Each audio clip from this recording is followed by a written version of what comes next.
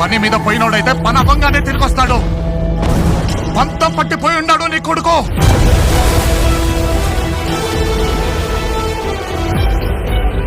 దేవరా సంద్రం ఎక్కి 2 ఏళ్లు గడిచిపోయి ఉంటాయి.